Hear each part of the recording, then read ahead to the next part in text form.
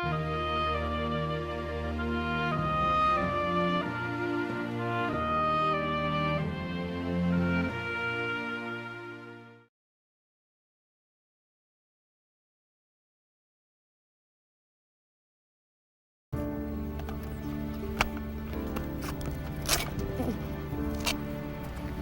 I'm Nathan and I'm in first grade and I'm 7 years old. Well, I like to color and play with my friends outside, and I like to ride my scooter and swimming. Nathaniel's biological birth mother handpicked me out of a crowd when I was giving a speech. And when I was through speaking, this woman approached me and asked if I had a minute.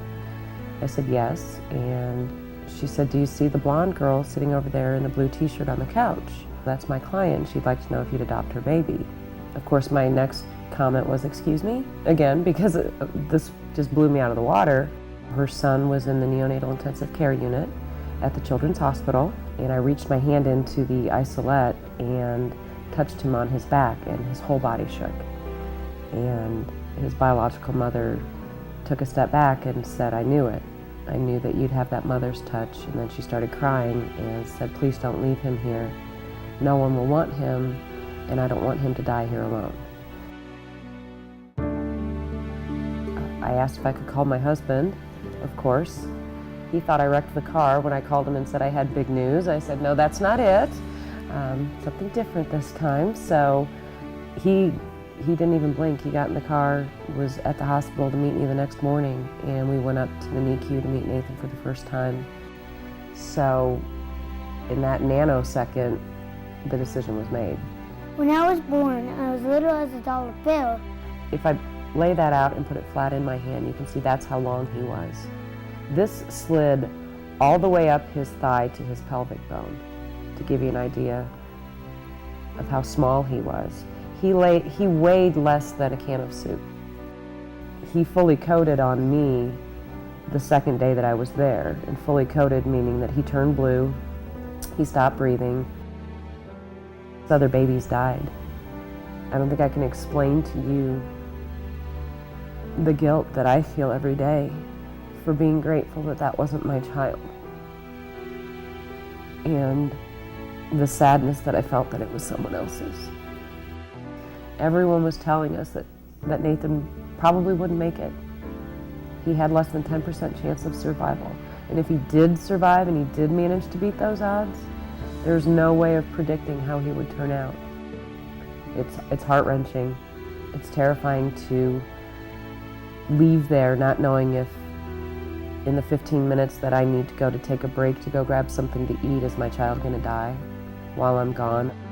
I wouldn't have known any other thing to do than to give that child a fighting chance.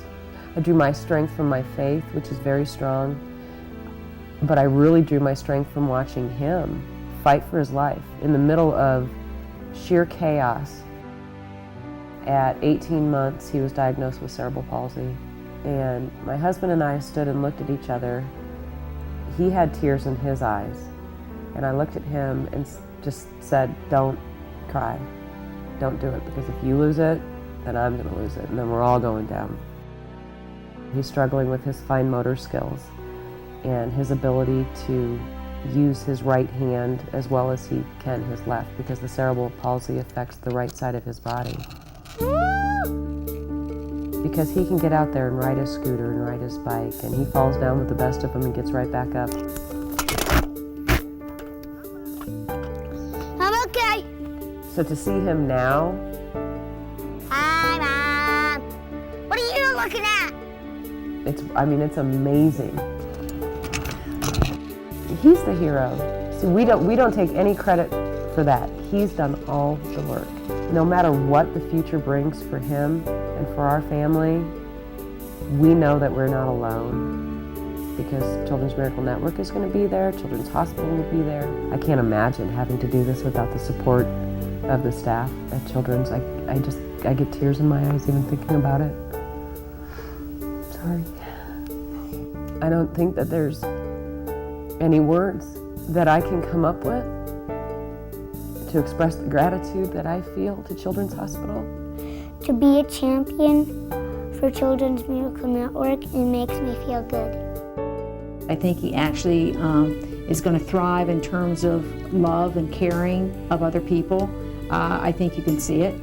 And I think, again, his stubbornness is probably going to be his best asset over the course of the next few years. I think the world is full of possibilities for him.